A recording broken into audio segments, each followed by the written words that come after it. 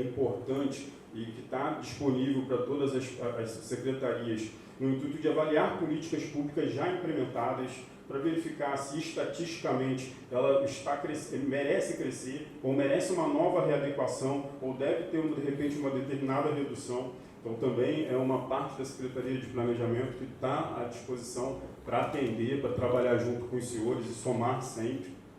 E temos, por último, mas não menos importante, a Coordenadoria Especial de Análise, que é a coordenadoria desempenhada hoje, que a Andréia está na frente, que faz a primeira análise do processo de vocês. Se está adequado para o empenho, se tem alguma questão técnica, se a reserva está compatível, se tem saldo na despesa ou não tem saldo.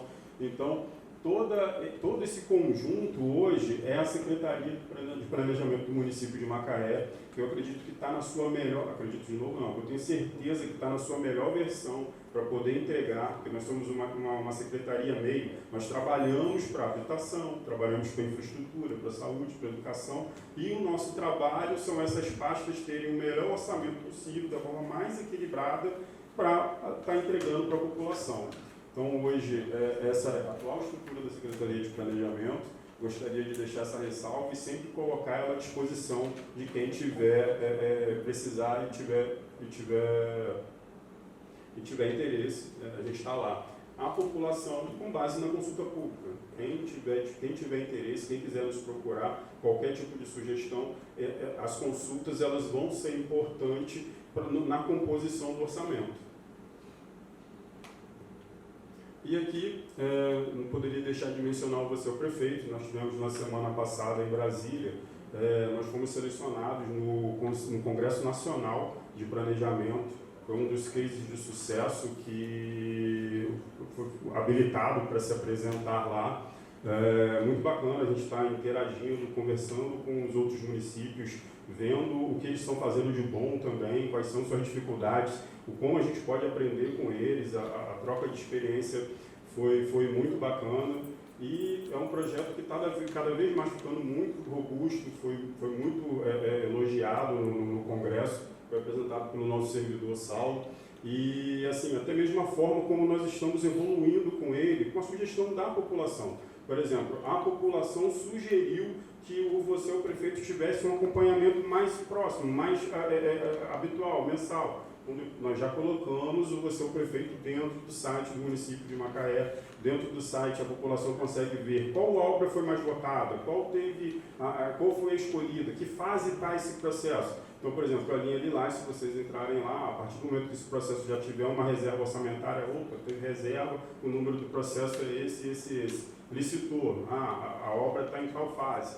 E, além, é uma consulta pública em que a população pode acompanhar o que ela realmente escolheu.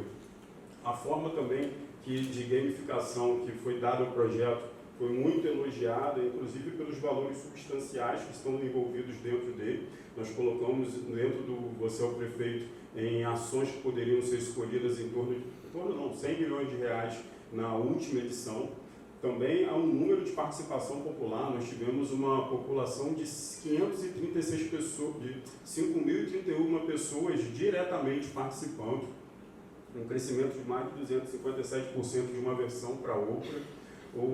Você, o Prefeito Kids, também foi bem bacana, como a criança não mente, né, gente? Então, você escutar a criança, ela cagueta o professor, vai falar com todo mundo. Então, foi uma versão bem legal, que ajudou demais na composição do orçamento. O que a criança não está gostando no parquinho, ela vai falar a verdade, não tem jeito, ela vai dizer ali, e aí a gente utilizar esses dados para tentar melhorar as nossas obras. Não sei se vocês perceberam, mas os parquinhos estão diferentes agora, já tem um pouco disso. Então, agradecer a vocês a presença na presente audiência. Estaremos aqui agora franqueando para consulta, para as perguntas de quem tiver vontade, manifestação. Estamos ali com o nosso endereço de contato de WhatsApp. Quem quiser achar que não deu tempo, não consegui fazer minha pergunta, pode mandar depois no nosso WhatsApp, que é o 22 99 105 87 37. E muito obrigado a todos pela atenção, pela paciência, pela escutativa.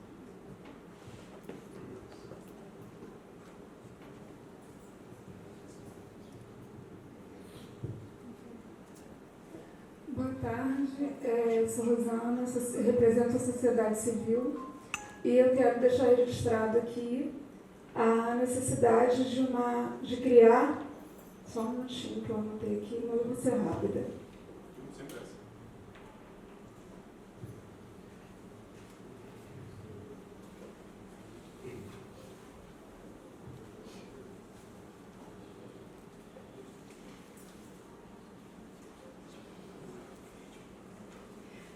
Eu coloquei na parte para minha filha. Eu participei de uma audiência sobre inclusão na ALERJ e eu fui como cidadã, como sociedade civil, vendo a necessidade da nossa cidade, das famílias, né? E observando sobre um olhar mais amplo, porque nós somos uma cidade com condições de informação, de olhar para a saúde de todos.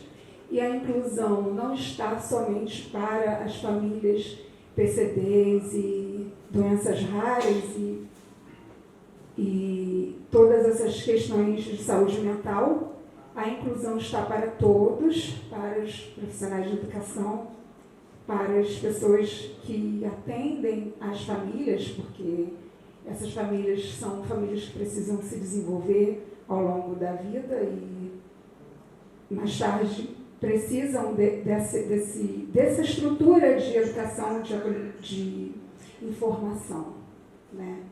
E aí nesse caso, eu estou pensando em todo mundo.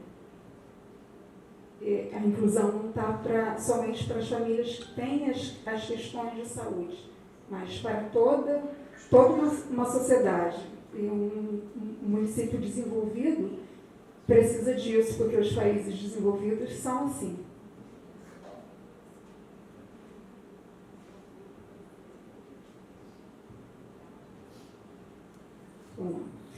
A criação de uma secretaria municipal para pessoas com deficiências, PCDs, doenças raras e autismo, né? É um órgão de administração pública local dedicado exclusivamente a formular, implementar, monitorar políticas públicas que garantam a inclusão, acessibilidade, tratamento adequado e defesa dos direitos desses segmentos populacionais.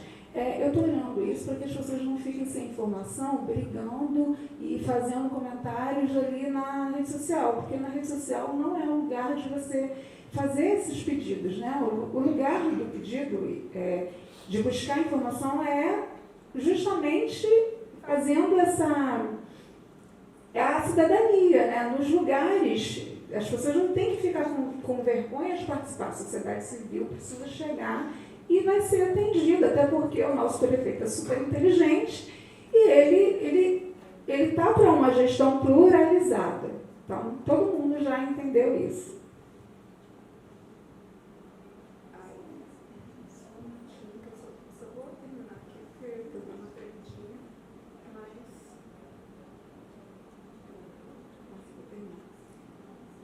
Aí a Lei Brasileira de Inclusão de Pessoa com Deficiência, LBI, Lei número 13.146 de 2015, estabelece que o poder público, nas três esferas federal, estadual e municipal, deve garantir os direitos dos PCDs, assegurando a inclusão social e cidadania.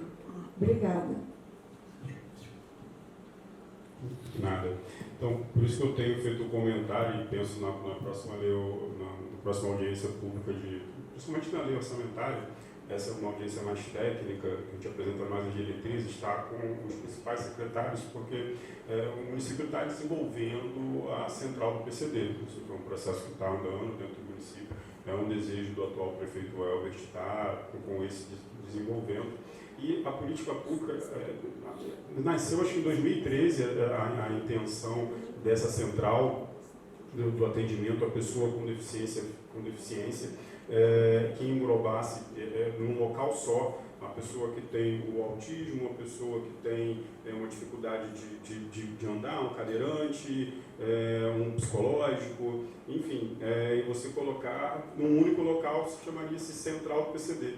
mas a política pública ela vai mudando e cada vez numa velocidade mais rápida, né? E hoje, quando você começa a avaliar que, poxa, a pessoa sofreu um acidente de trânsito, ele nunca foi um PCD, mas ele passa a ser um PCD naquele momento, e que a demanda está aumentando, e o nível que o município tem, o órgão público, que atender essas respectivas pessoas está aumentando cada vez mais, eu acho que é extremamente interessante essa sugestão sua da criação de uma secretaria. E se não for nesse momento, eu acho que só a central do PCD já vai atender de forma mais eficiente as pessoas que precisam no nosso município. Eu mesmo tenho um irmão com paralisia, já comentei com muitos aqui, muitos sabem, e inclusive minha família é uma grande... trabalha muito nessa causa, e particularmente num primeiro momento talvez a central atendesse, mas nos 2 últimos anos tem crescido tanto o volume, as demandas, as solicitações, que pode ser avaliada sim mais na frente como uma necessidade de se criar uma secretaria. Isso é um pedido, um pleito, acho de extrema relevância e importância que você está fazendo.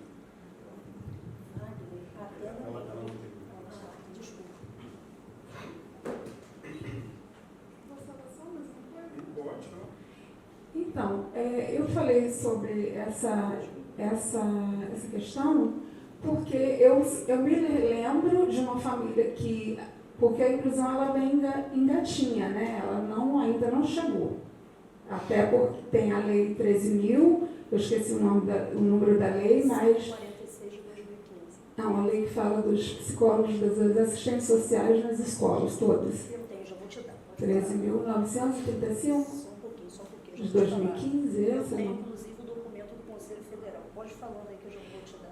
Aí, e eu me recordo de uma família que nessa questão de não ter as informações ali para ela, para a mãe, para o pai, né, para os responsáveis daquele adolescente, essa pessoa ela ficou excluída. Ela foi excluída porque a partir do momento que aquela mãe não conseguiu verbalizar as necessidades da família dela, da saúde da família do filho, o filho ficou sem escola no passado.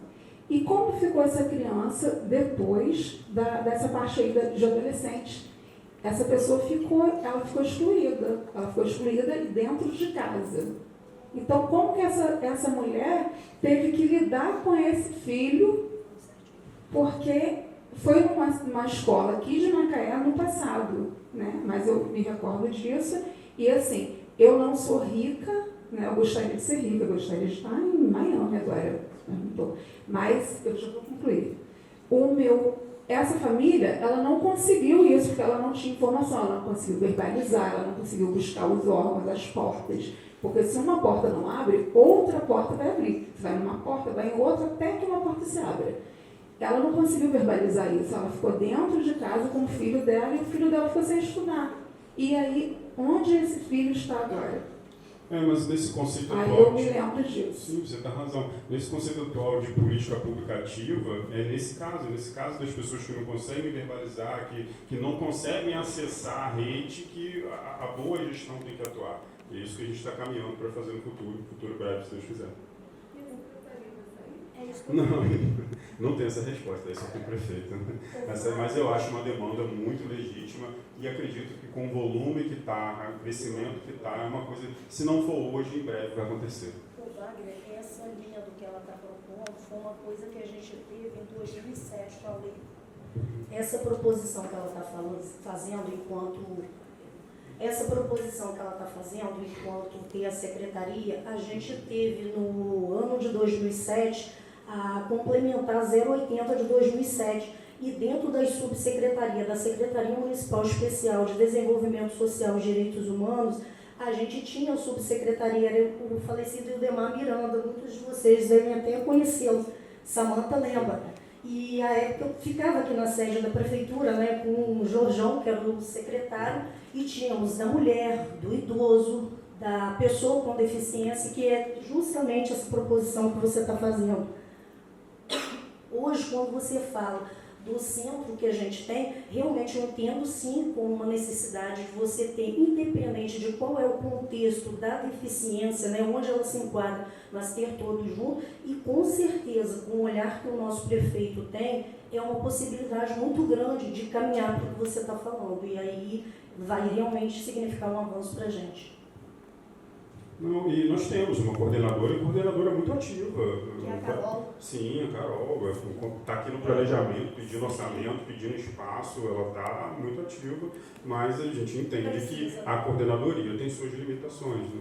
A Carol fez parte da mesma equipe que eu, porque eu estou para completar, eu completo esse ano 22 anos como servidor estatutário de Macaé, e Carol era parte da mesma equipe. E como a Ana Lúcia, a gente trabalhou muitos anos, 2007, do ano de 2025 em diante, eu estou com ela, mas aí eu tenho a oportunidade de conhecer desse trabalho do desenvolvimento social também, porque eu fiquei praticamente 21 anos lá dentro, é isso que eu vejo.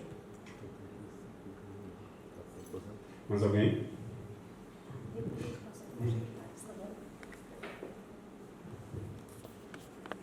Boa tarde a todos.